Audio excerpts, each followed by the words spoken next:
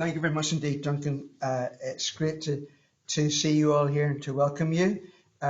Next time we're going to get signs put up, contemporary Christianity with arrows, so you know where to come. There are approximately 13 people wandering around in the building at the moment.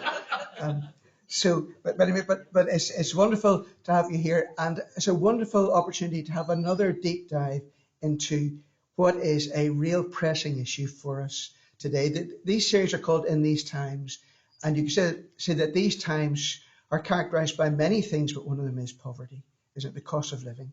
And so it's a poverty that I suppose our grandparents may have known when they were growing up, but certainly as a baby boomer and those younger than us, the food banks they're a bit puzzling. How come people today in the country that we grew up in need to go to food banks to get food to eat? It sort of is a little bit disturbing. It's maybe more than a little bit disturbing that we're now in this situation today in the United Kingdom and in Ireland. So we're going to have a look at this in some detail today. And it is a complex issue, as you know. There are all sorts of conflicting tensions within it. The food banks are largely supplied and supported by churches, by the Christian church. And in so doing, are we colluding with the government, who should be providing more for those in need? Are we creating dependency? Are we making ourselves feel good at the expense of the clients who use them? There are lots of conflicting thoughts and issues and concerns around food banks.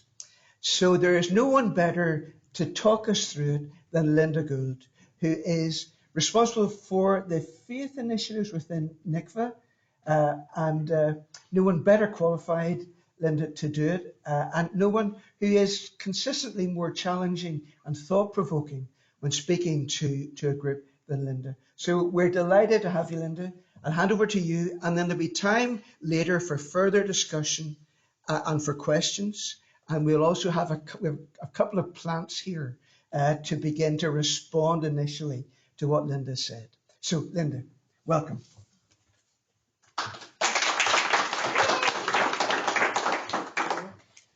Thank you so much for your welcome. And now I really am scared. I hope you don't mind if I kind of use a script. I'm not long back from a trip from the States, and I was fine the first few days, but see yesterday and today. So I'm just going to read, but I'm delighted to have this opportunity, and I really do thank Contemporary Christianity to share some thoughts and pose some questions. I'm particularly grateful that two people are here to respond, Louise and Chris. These are two people who put their heart and soul into addressing food poverty, and they will have much more to share about the practicalities and outworkings and challenges that they have already begun to respond to, and they'll be joining the panel for questions as well. So it will be a rich conversation. The topic we're considering this evening is about food banks and whether they're standing in the gap or standing in the way of addressing food poverty. For me, this remains an open question. So here's my spoiler alert. There'll be no definitive conclusions. Just a few observations made along the way. But I'm hoping that through the responding, the panel, the question and answering, and your own discussions, that we'll have a rich experience of just trying to widen the conversation on food banking and the way in which Christians are responding to food poverty. At the outset, I want this to be, I want to say that this will not be a criticism of or an assault on food banks or food aid. That is not my heart. It never was in taking this question on. I fully support what is being done in all forms and want to support and help everyone involved in any way that I can, particularly through my role at NICVA. What I offer comes from a process. I've recently completed a Master's in Applied Theology with the Irish Bible Institute in Dublin.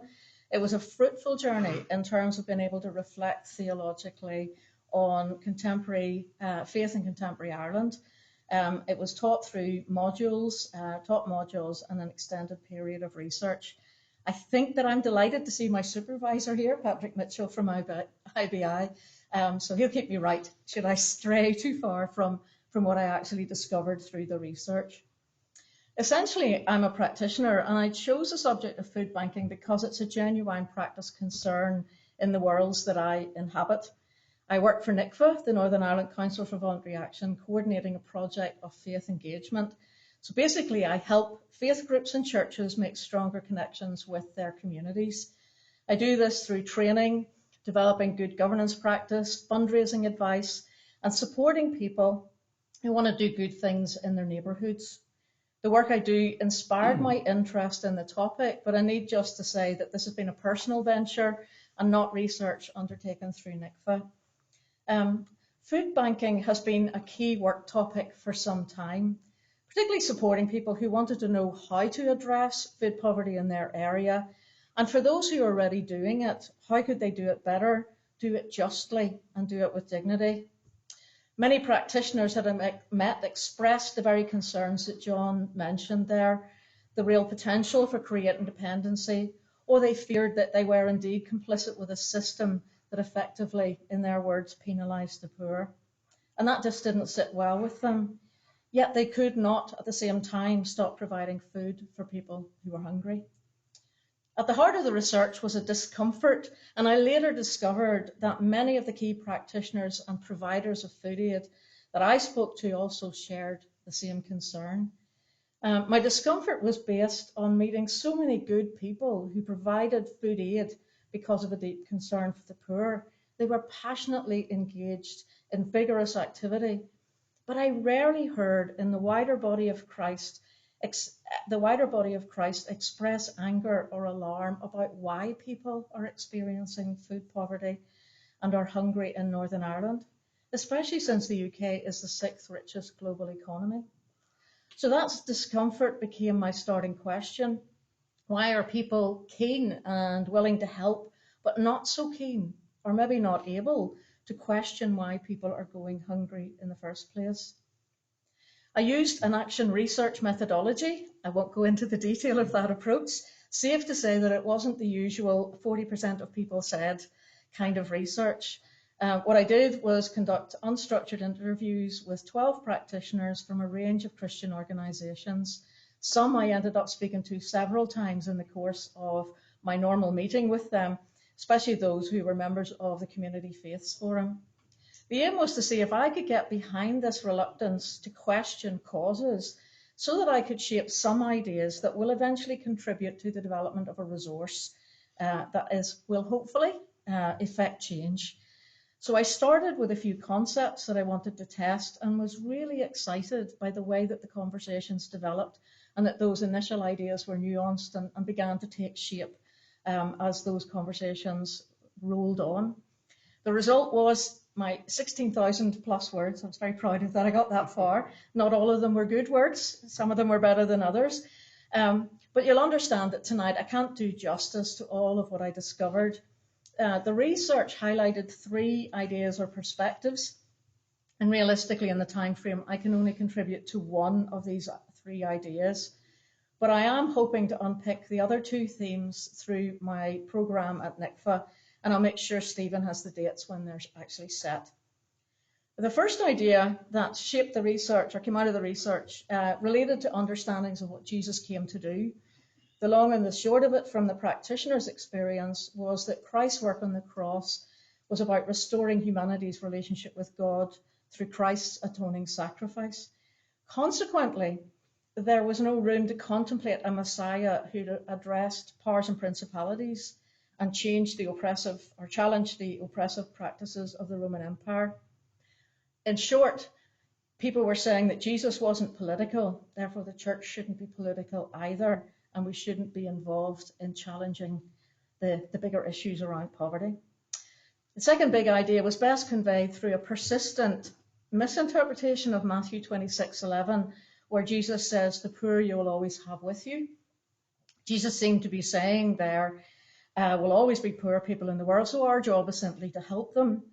Now, hermeneutics isn't everyone's cup of tea, but there was no doubt that there needed to be greater clarity in what the Bible actually says about poverty.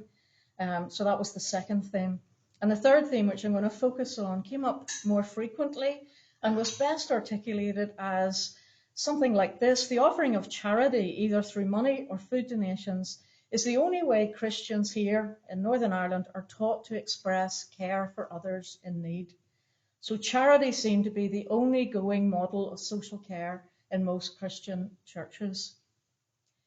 Churches do, and individuals do, zealously contribute to and volunteer in an ecosystem of food aid, which includes food banks, food hubs, food pantries, community fridges, and the relatively new model of social supermarkets that offer wraparound services like debt advice or skills development to improve and enhance employability. It's a natural response. Charity is a natural response. If people are hungry, then we must feed them. And in Northern Ireland, people continue to be generous. Donating food on a Sunday has become a normalised practice in our churches. Supermarket trolleys have become part and parcel of our church furniture, and sometimes even make an appearance in our seasonal liturgies. Donating to a food bank has become a form of spiritual practice, perhaps, and one that resonates with the practices of those who've gone before us. So let me start by sharing a few historical observations about charity that I learned through having the time to read widely on the issues and subject. The word charity itself, you'll know, is derived from the Latin word caritatem, meaning love, which is where we get the word caritas. Other associated words derive from this: the giving of alms, the notion of benefaction, and other things like beneficence, not words we use all that often today, except in Jane Austen or something, one of her novels, whatever. Almsgiving remains, though, a strong tradition in both Christianity and Islam, as well as Buddhism and other faiths. Christians specifically believe that God's love and generosity towards humankind moves and inspires us to love and to be generous in response when we see need. So it's no surprise that setting up food distribution ministries or aligning with a food aid charity is often the primary response of a church to hunger.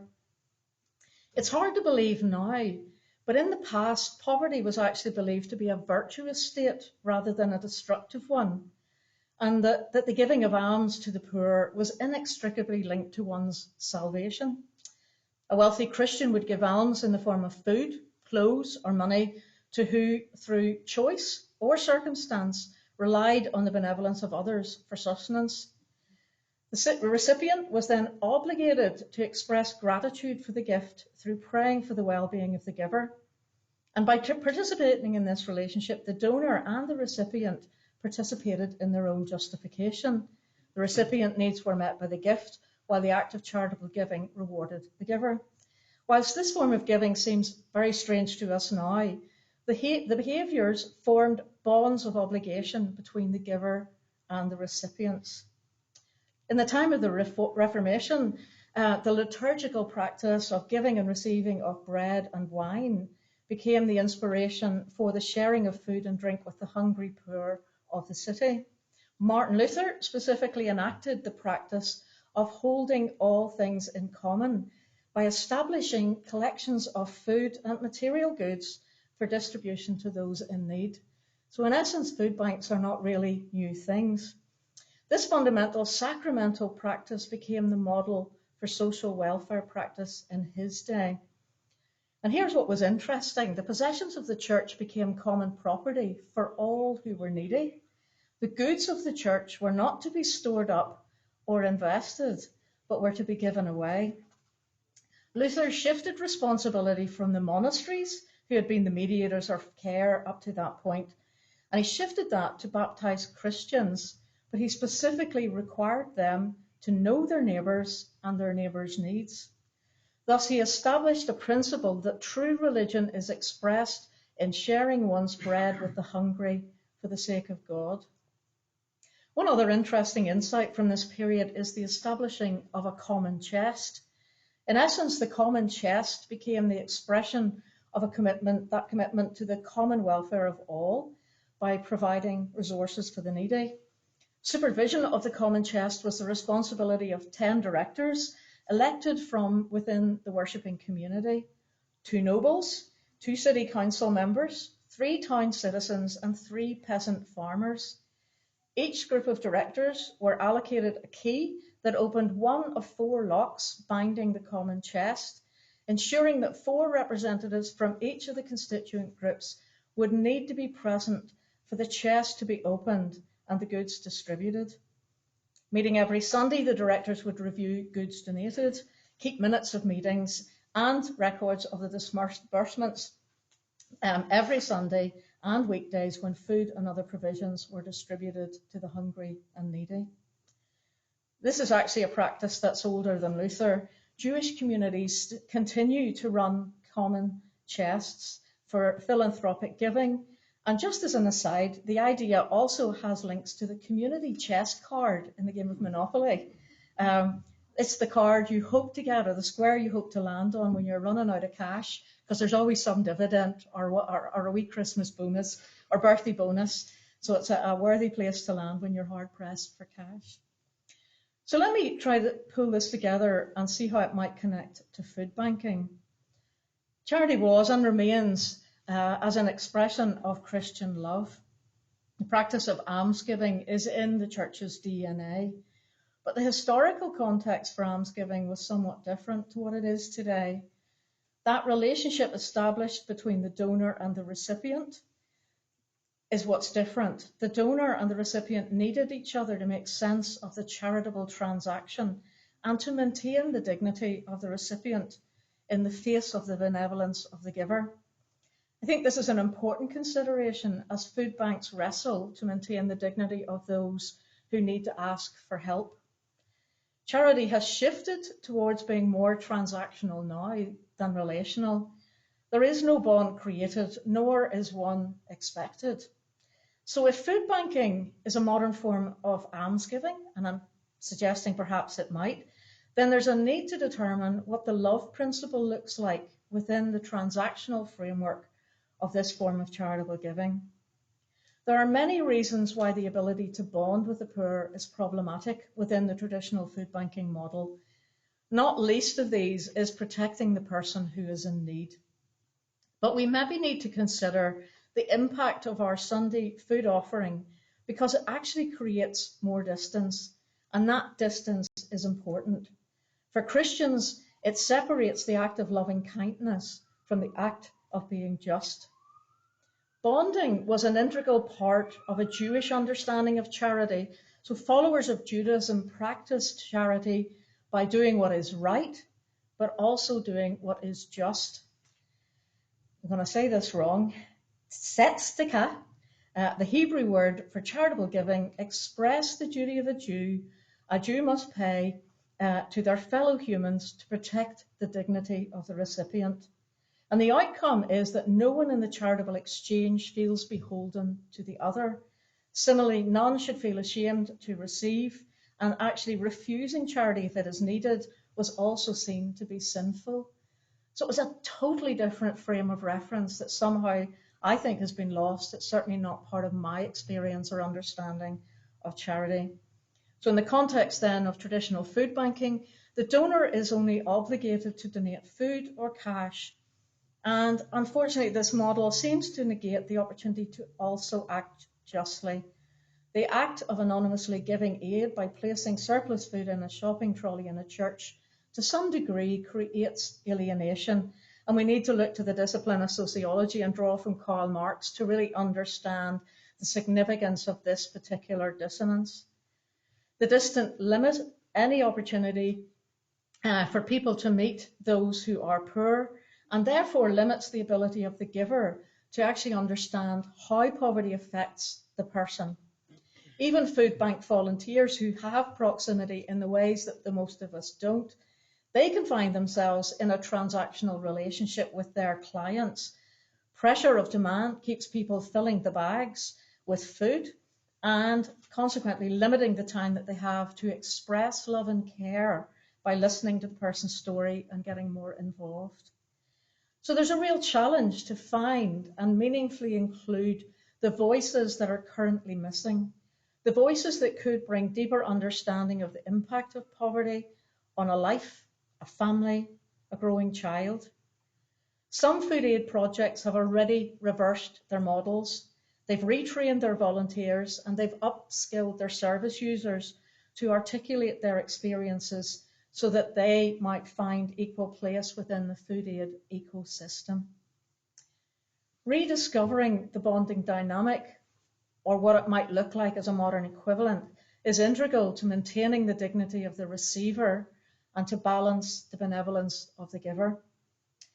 Thinking too about the practice of a common chest, the chest was established within the faith community, not mediated through another agency. And the opening of the chest required the full representation of people from all walks of life in order to enact the charitable response to need. I wonder how we might reconfigure that one or think that one through. For many of our churches tend to be homogenous communities. Often they're located on the margins of our towns and our cities, yet poverty is more evident in our inner city areas and in other estates and other communities. It's a more visible experience, not to say it's not happening in other places. But what we see now, our church is struggling to relate to and find those who are experiencing poverty. And we're finding inner city churches are struggling in their relationships with suburban churches and congregations. These can be really problematic and take work where they do exist. But there is something in that dynamic of finding ways to engage and make connections, better connections.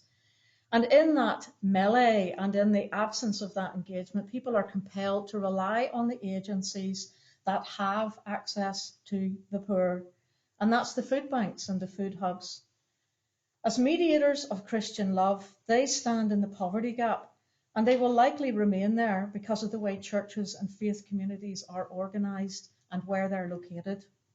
I have no answers as to how to remedy this, except to encourage all of us to consider how we maintain the love component to our charitable giving, and how we learn or find out ways of knowing that which we do not yet know. How do we hear the voices of those who have a lived experience of poverty is crucial for us to work on. I need to say a little bit more about why the justice issue is important. Archbishop Desmond Tutu, the outspoken campaigner on poverty and racial justice, regularly used a maxim which is often recounted. There comes a point where we need to stop just pulling people out of the water or out of the river. We need to go upstream and find out why they're falling in. It's actually a story drawn from an old folktale called The River, and Tutu articulated a claim that after a period of consistently pulling people out of the river, justice demands a journey upstream to discover why people are constantly falling in. For Tutu, the presence of poverty demanded that unjust systems that keep people poor and oppressed must be deconstructed. Applying the maxim then to food poverty, food bank volunteers are like the riverbank rescuers, consistently pulling people out of the water through the provision of emergency food. However, if Tutu is right, then everybody involved in riverside rescue efforts must also travel upstream to discover and expose the reasons why people are falling into the water in the first place. Similar to this analogy, there's two guys here, Steve Covert and Brian Fickert, in their book, When Helping Hurts, they note that a doctor, on meeting a patient, could simply treat the presenting symptoms and miss or misdiagnose the underlying illness. They wrote, the same is true when we work with poor people. If we treat only the symptoms, or if we misdiagnose the underlying problem, we will not improve their situation, and we might actually make their lives worse. Corbett and Fickert argue the importance of a clear definition of poverty, for one's understanding ultimately determines any actions to be taken. Consequently, their advisory proposes an additional consequence, that the very act of helping may actually cause damage if it's done without consideration of the complex causes of poverty. This is perhaps the first hint that food banks are standing in the way, although not by their existence per se, but because we in our churches are overly reliant on them to be our connection to the poor. Both sources are saying the same thing, and that's why any act of helping to meet needs must be supported with a commitment to act justly. Many of the practitioners that I interviewed clearly asserted that lasting change requires a change in government policy. Consequently, influencing and campaigning for change was part of the DNA of their organisations. They operate a hand-in-glove approach or a dual strategy of food aid plus challenging the systems that are creating food poverty. Yet many of these same practitioners spoke of their struggle to find support for the advocacy side of their work. The language and practice of a dual strategy should be on the table for discussion, and I believe we will also find evidence of that dual strategy if we took time to do a biblical theology of poverty. As far back as 2014, Chris Mould, who was the chair of the Trussell Trust at that time, called for an in-depth inquiry into the causes of food poverty in the UK. Benefit changes and delays caused by sanctions or breaches of conditionality were tipping people into poverty. This claim, of course, was refuted by the government at the time. They argued that the benefit system supported millions of people on low incomes, providing a safety net for people in times of need. Mould's call went unheeded, and the rapid growth in the number of food banks over the last 10 years suggests that the government's safety net is close to ripping apart. The reality today is that food banks have become an alternative protection for the most vulnerable, temporarily cushioning them from the impacts of many life crises. And alongside St Vincent de Paul, food banks have been described as the fourth emergency service. Food banks have stepped into the gap created by unemployment, ill health, and dwindling public services. I volunteer for St Vincent de Paul, and recently we had a request for help from someone who had been told by the people at Universal Credit to call St Vincent de Paul because they couldn't help them. That in itself, for me, is a sign that the safety net is torn. Last points. I want to just think about what going upstream might involve. And I think for one thing, it would involve us facing the difficult realities of poverty and seeking to enact Micah's challenge to act justly. CAP, Tier Fund, Evangelical Alliance here in Northern Ireland, and the Trussell Trust have all been upstream for a long time. The Trussell Trust's most recent research, which is probably one of the most revealing of what's actually happening here in Northern Ireland, and I'm going to commend it to your reading later on.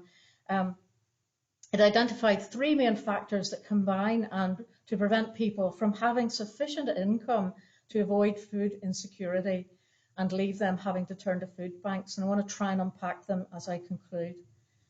The first one is the design and delivery of the social security system itself. Many that I spoke to said that the benefits system punishes the poor. That was their words. Benefit amounts have not been reviewed since 2015 and have not kept pace with inflation. Anyone transferring to Universal Credit, and we are about to see another group of people getting letters to say they're about to do that, will experience a minimum 5-week period when they will have no money at all. People are rarely told of the availability of discretionary grants to get them through that period. Those grants were brokered by the Church's intervention back in 2016. Rather, they are always offered the facility of a discretionary loan, which must be paid back incrementally once the benefit payment starts. All communications with benefits office are online, and requests to attend appointments can often be sent out at very short notice.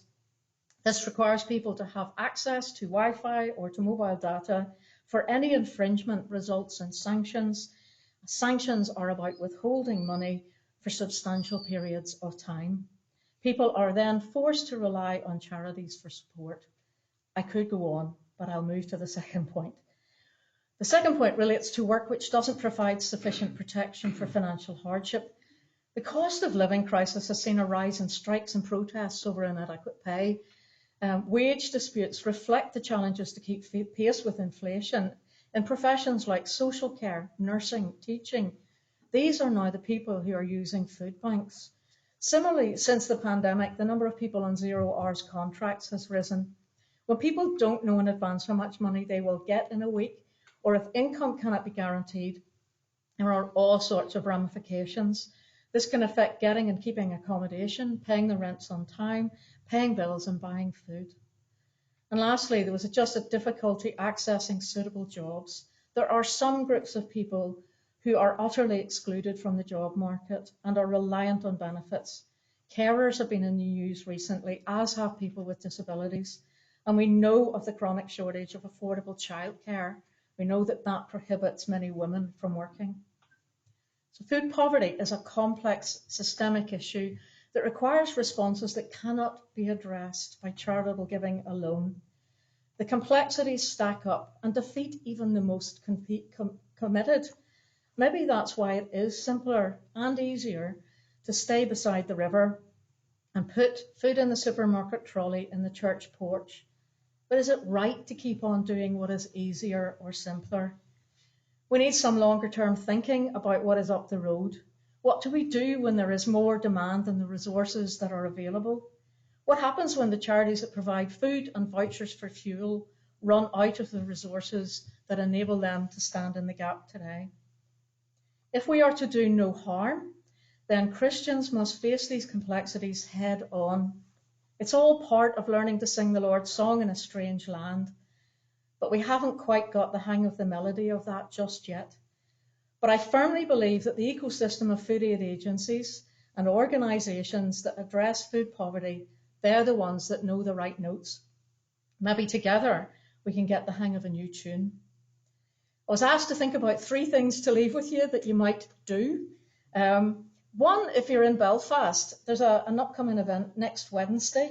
It's being run by the East Belfast Churches Network, and it's called Poverty on Your Doorstep. It's in the morning of Wednesday, the 8th of November in the Skenos Centre, and it's about unlocking your church's potential to respond to need in your community. So that I commend that to you. You can find more information by looking at the East Belfast Community Churches Network, which is EBCDA, East Belfast Community Development Association, or you can actually talk to Diane Holt, because I think you're one of the speakers at that, are you, Diane? So she will give you the inside track, as Diane's from Thrive Ireland. The other is to take time to read this. You can find it online, and I know Johnny has copies that he's wanting to get out there in the wider world. Read it. It's just really, it's information that's specifically about here, and it is a hard read. And the last thing is to build more intentional links. If you are involved in food banking or your church is, look to see are there ways in which you can build more intentional links with your food aid partner. Talk to them about how you might expand or develop the love element to your giving and what that might look like. I think most would be very open to that kind of conversation, and I think that's maybe a good place to start. So thank you for listening.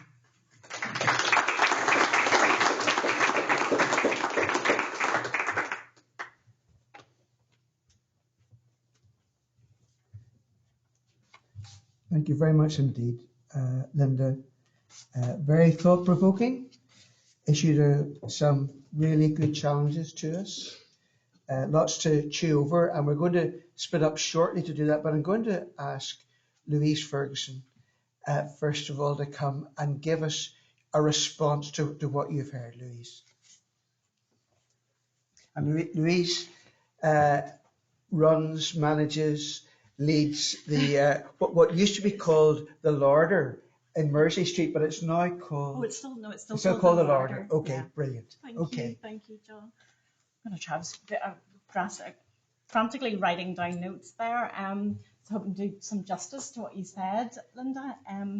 Yeah, so we were originally established as a food bank in 2013, but last year we made the jump to become a community food hub, recognising a lot of what Lynda has already highlighted. I think, Louise, I'm going to get you to just move slightly so that's the microphone and so everyone can hear you. Sorry. Okay, great. Yeah. So there was some of the issues that Lynda brought up, which I think are incredibly important, is this idea of justice and the injustice that we see in our food delivery, and the idea of dignity for people and dependency culture that we are inadvertently creating. And the idea about food, people having access to good food, not just food that fills their bellies, but food that is nutritional and actually feeds our bodies and gives health and all the things that God actually intended. And I think that's an issue that is coming down the road, not for just for those who actually are food insecure at the moment, but for all of us. This is an issue for the entire world. So those are some of the things that we are trying to address within the larder in terms of where our food comes from, how good that food is, the nutritional quality of it is, and how we get that into the hands of people who struggle to make ends meet. But one of the things that we realised very early on in the idea of having a food bank was actually the incredible imbalance that creates in a relationship. And I just wanted to refer you to Gustavo Gutierrez. I can never say his name, but I'm sure you know him, the theologian. And he said, the poverty of the poor is not a call to generous relief action, but a demand that we go and build a different social order. He also says that love exists only among equals.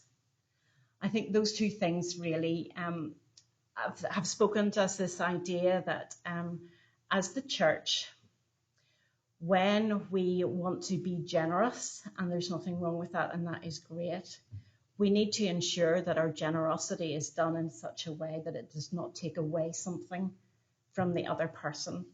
And so often when we get involved in a charitable way of working, the very nature of charity means that one person holds all the power and the other gives up all of that agency and all of that power. And so the relationship is always imbalanced. And that does not provide dignity, no matter how hard you try. It does not give people hope, and it does not create a relationship in which there is reciprocity, and it does not give rise to genuine friendship and respect. So I really take on board those things that you've said, Lynda, and also this idea that how do we create a space whereby how do we ask those questions alongside actually meeting the need that is there? And so again, I'm going to quote someone else, Buckminster Fuller, who was an American architect and systems theorist and futurist and philosopher. He said, you can never change things by fighting the existing reality. To change things, build a new model that makes the existing model obsolete. So I believe that Jesus was incredibly political. He was showing us the new model to make the old model obsolete. So there is no good in just propping up an old model. We need to be, as a church, finding new ways of doing things. For us in the larder, that has involved us creating trading agreements and partnerships with smallholders, people who are out in the outskirts of the city growing, going to them, purchasing items from them and food from them so that they can grow and flourish as food producers, and then getting that into the hands of people in inner city East Belfast who are struggling with their food, receiving that food. It's bypassing the big supermarkets. It's saying no to, in some ways, sometimes it's about saying no to the supermarkets and saying, we're not taking your waste. You need to deal with your waste.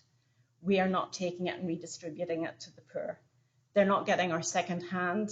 As much as there is room for us to be, as a community and society, using up waste, we want our systems to be functioning in such a way that they're not creating it and they're not being encouraged to do that. If at Christmas we go into Tesco's and we see Brussels sprouts at 15p, Brussels sprouts do not grow at 15p. Someone out there is not getting paid what needs to be paid. Food is valuable. Good food is extremely valuable. And whilst and it costs money. So how do we square that circle of food and nutritious food that costs money, but also feeding the hungry? And that's a challenge for the church. And I think it's about time that the church stood up and faced that head on.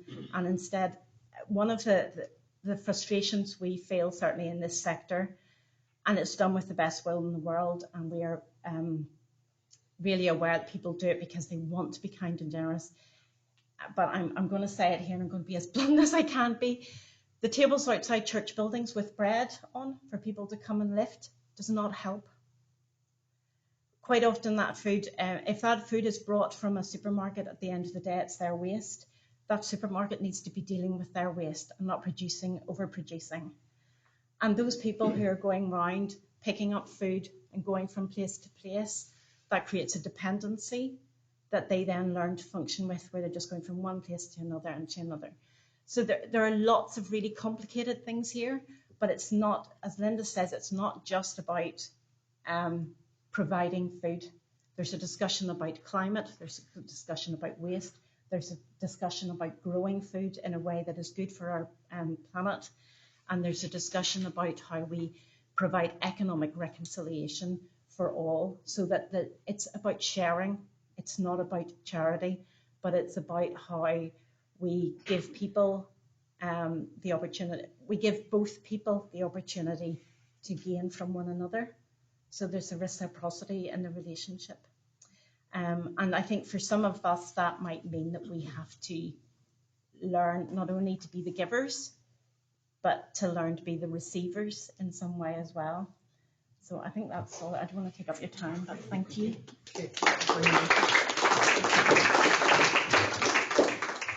Brilliant, Louise. How thought-provoking and challenging. Chris Leach is from Portadown Emmanuel Church. Chris, isn't that right? Amongst other things. Yes, amongst other things. And Chris has got a story to tell as well. Okay. All right. Thanks. Thank you very much. So yes, my name is Chris Leach. I am one of the senior pastors in Emmanuel Portadown. I'm also the chairman of Craigavon Area Foodbank. As part of Emmanuel Churches Lurgan and Portadown, I oversee all their compassion ministries, including a couple of social supermarkets. So I think one of the really important questions for us to ask is, how did we get here in the first place? You know, why are we here? In 2008, one of the very first times that we helped somebody as a church was we just started a very mini food bank kind of project. I went up in a January evening to this house in the countryside. It was a little bungalow, and all the lights were turned out, and I knocked the door, and this lady answered it, looked in, 2 or 3 kids in the house, and the place was cold and dark. I said, I'm here from the church to give you some food. We heard that you need some food. And she was trying not to cry, and she said, a church came to our door at Christmas time, and they gave us toys, but we needed food. And that was my first experience of really understanding what's going on, is that we don't understand very often what people are going through.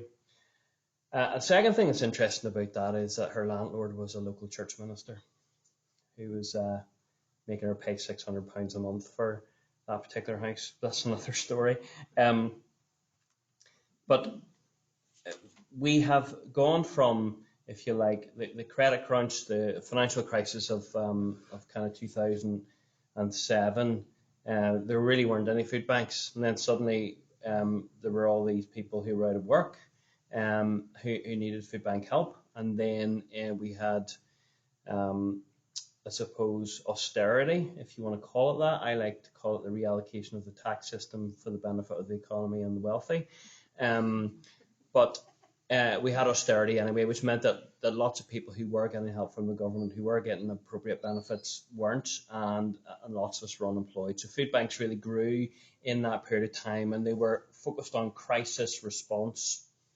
And the problem is that the crisis that we were responding to hasn't gone away, and it gets bigger and it gets bigger, and we're crisis response, crisis response, crisis response. So we are a crisis response as food banks, a crisis response system, which is functioning with systemic poverty, not crisis poverty. And that's why we're in the situation that we're in. But also what we have done as a church is we've seen a gap in the provision of support for those that are vulnerable that is normally provided by the state. And the state is providing that because the state took over a lot of the philanthropy of the Victorian age, and that eventually became the welfare state, which was there's a good story about Lord Beveridge in there, but I'm not going to go into it today. But that was all set up to provide help and support for people. We are filling the gaps. The problem is, and as Louise was talking about, what happens with the church very often is that we fill the gaps in the same mode as the people who are providing help to the poor in the first place. And that very often is a power system, and it is a system that really is about how many hoops you have to jump over before you can get help. And if we operate in that mode, we will give people something which is effectively the opposite of what Jesus would give them. And I think that's the real challenge. But the system does penalise the poor. It does oppress the poor. The current universal credit system was designed by an American insurance company, so it is designed not to pay out. It is unjust. And there are interesting words like justice and oppression and injustice that we don't use enough as a church, because even those words are seen to be political, and we have to start using them more often. I use them so much that local politicians complain about me to other people in government and say he's given us a really hard time, and so I know I'm doing something right, which is great. But the church, I think, needs to understand. And I'm going to try and mix metaphors with water, okay? So apologies. But there's a very reasonably famous story now that comes from a guy called David Foster Wallace. And he told this story, and he said two young fish were swimming along in the sea. And an older fish swims past them. And the older fish says to the younger fish, "How's the water, boys?" And after the older fish has swum away, one of the younger fish turns around to the other one and says, "What the hell is water?" And we need to understand the water that we swim in, the systems that we're part of. And actually, if you want to be slightly controversial, the church actually participates in systems which cause the oppression of the poor. I'm talking about things like capitalism, and I'm talking about just the general things that we participate in which don't. When Jesus walks into the room, you can't hold these things up as being just or right or true or fair. Quite often people say to me, one of the most often questions that I get, and this comes particularly from people in churches, but how do you know they really need it? How do you know they really need it? As if like they're ripping off the system, stealing our non-perishable food from a box that they may or may not like. How do you know they really need it? And how has that attitude crept into the church? Should be one of the most compassionate groups of people, and we have found ourselves asking that, how do you know they really need it? And I said, well, do you know what? There's a lot more people ripping off the system on the other end who are avoiding tax. How come we're not talking about them as much? How come we're talking about, could there be some poor people who are ripping off the system? Yes. Do you know what I'm going to do? I'm going to feed them anyway, because they might be an alcoholic, they might be a drug addict. Jesus still loves them, and they need fed, but they have children and they have families, and so I'm going to feed them for that reason too. I love the idea of the community chest, and I think you must have told me that story because I have that banked somewhere. So, but the interesting thing about that is that I think community chest is very close to the pursuit of the common good, and I think that's just theologically a position that the church has lost. Almost completely lost its bearing on that we need to pursue. You see, and the problem with the pursuit of the common good is that actually it sounds a wee bit like socialism, or you mentioned communism. Disgraceful. And the church has actually become enamored with capitalism because we've benefited from it so much, but it is a toxic system. And in fact, when I was looking at this recently, I thought, actually capitalism has got to the point now where it reminds me of something. What is it? Oh yes, it's Darwinian evolution. It's survival of the fittest. The capitalist system that we're involved in right now is actually a Darwinian system. So I thought, I bet you somebody's written a book on that. And wouldn't you know, they have. An American economist has written a book called The Darwin Economy. So there you go. But the reason why I'm telling you that is like that makes me think, oh, do I really want to participate in a system that's just the survival of the fittest? We have such inequality. You're talking about inequality. The Institute for Fiscal Studies in 2023 said that actually that the level of inequality within the United Kingdom is actually starting to undermine democracy. That democracy doesn't work anymore when all the power and all the money is at the top. And so you saw that in a way when, this is one of the few times when I was okay with it. When Liz Truss became Prime Minister, who said she couldn't be Prime Minister anymore? The market. The market said no. We don't like what you're saying, so no. And the politicians had to kick her out. To try and finish up, I think we need to move from mercy to justice. Some of the stuff that Louise said that is really, really important around how we stop being givers of charity in that way that we have got used to, because Lynda reminded us that actually the word charity is to do with the word love, and we start to have a two-way system. And so one of the lovely things that we've seen with our social supermarket is that after a while the people get to know each other because they're coming in every week and we're building connection and relationship, we're building trust. They actually tell you the truth of what's going on. The first time you help somebody in a food bank or any situation where you're helping them, people will not tell you the truth. Why should they? They'll tell you what they think that you need to hear to give you the help that you need. They'll tell you what they can because they're vulnerable and broken and hurting.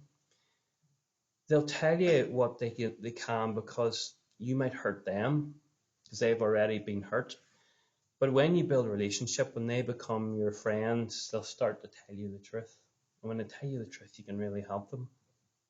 And that's powerful. But that actually costs us something, because guess what? We have to be, and I think this is what you're alluding to, we have to be vulnerable, and we have to be willing to give something that's going to actually cost us something, apart from buying food, cost us emotionally, and we can do that. And then what happens is that they start to give back. The people that we thought we were helping start to help us.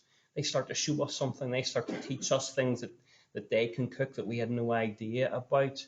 They start to buy us gifts and bless us in return. And then you realize, oh my goodness, what would happen if we actually started to become friends? How would that change how we continue to help people? I'm going to stop talking now, because I could talk for days on this. Okay, Chris, that's great. Thank you very much. Okay, well, loads and loads to think about there.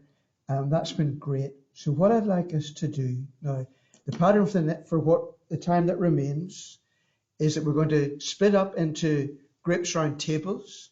We're going to give you two questions. You can pick one or other or both and chat about them. And then we're going to have some feedback, and you can feedback with comments or questions. We're going to get our three contributors up at the front, and we'll be able to fire questions at them or make comments in the light of what they've said.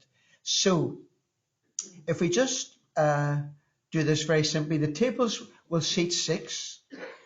And if you want to just get up and move, if I rely on you to mix yourselves up a bit, go and find a seat, and then we'll hand out the questions and let you begin to discuss it.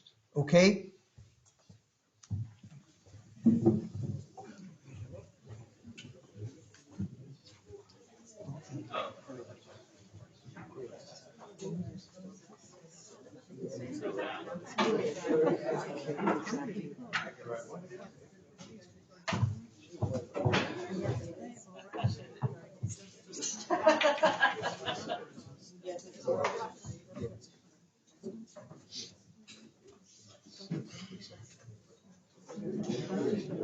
Yes.